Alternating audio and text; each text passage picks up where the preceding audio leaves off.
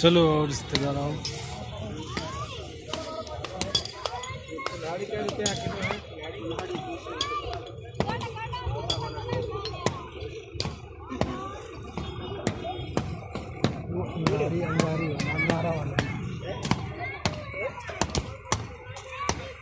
अरे वाह, 3-3 लोग जुटे हैं।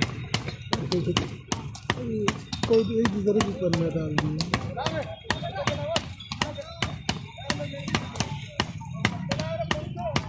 ये भाई क्या अंदाज है, ये मसालेदार।